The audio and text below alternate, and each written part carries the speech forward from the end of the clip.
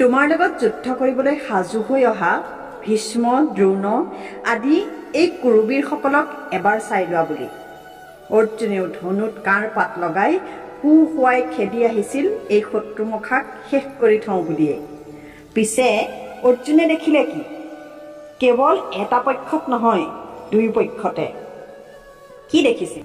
ইয়াৰ পাছত অৰ্জুনে উভয় পক্ষৰ সেনাৰ মাজত নিজৰ পিতাকসকলক, ককাকসকলক, শিক্ষকসকলক, মোমায়েকহঁতক, সখী শহুৰ, শুভাকাংক্ষী আদি সকলোকে দেখা পালে। সৰল পদ্মভাঙনি।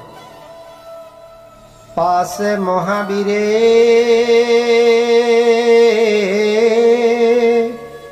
উভয় সেনাৰ মাজে জীৱা দেখিলে পিতৃ পিতামহ আচাৰ্য মাতুল পুত্ৰ নাতি সবাহাক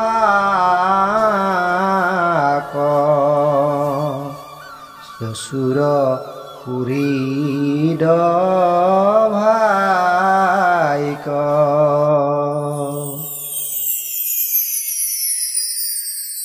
২৬ নং শ্লোকৰ সৰল ব্যাখ্যা।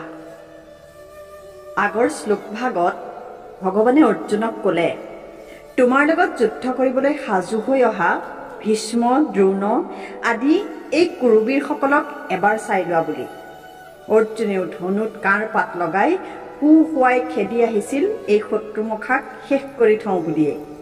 পিছে অৰ্জুনে দেখিলে কি? কেৱল এটা পক্ষত নহয়, দুই পক্ষতে। কি দেখিছে? নিজৰ দেউতাকসকলক, ককাকসকলক, শিক্ষাগুৰুসকলক, মোমায়েকহঁতক, ককাই ভাইবোৰক, পুতেকহঁতক, নাতিনীয়েকহঁতক, বন্ধুসকলক, শহুৰেকসকলক, শুভাকাংক্ষীসকলক। এতিয়া কি কৰিব অৰ্জুনে? টোৱাই থোৱা কাঁড়পাত কাৰ গালৈ মাৰিব? সমস্যাটো হৈছে এইটো মুহূৰ্তলৈকে হাজাৰ হ'লেও অৰ্জুন হৈ আছে এজন তেজ মঙহৰ মানুহ, আমাৰ দৰে পাৰ্থিৱ জগতৰ মানুহ, সামাজিক মানুহ, সামাজিক জ্ঞান থকা মানুহ। মৰম স্নেহ, হিংসা, ঘৃণা, শত্ৰু মিত্ৰ, আপোন পৰ আদি সাধাৰণ মানুহৰ ভাৱ চিন্তা আৱেগেৰে পৰিপূৰ্ণ আপোনাৰ মোৰ দৰেই এজন অতি সাধাৰণ মানুহ।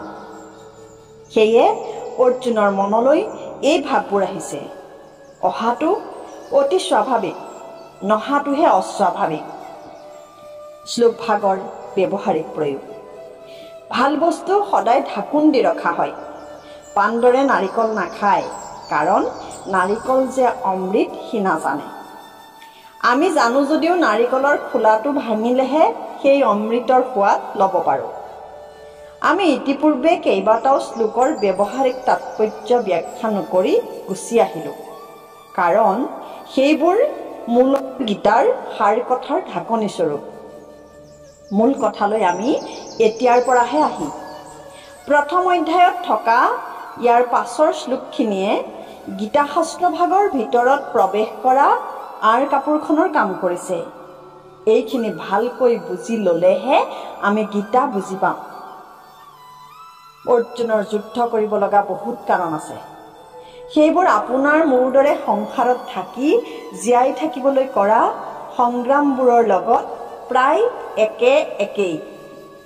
প্ৰথম অধ্যায়ৰ শেষত অৰ্জুনে সিদ্ধান্ত দিলে, মই যুদ্ধ নকৰোঁ, তাতকৈ ইহঁতে মোক মাৰক, সেইটোৱে বেছি ভাল হ'ব।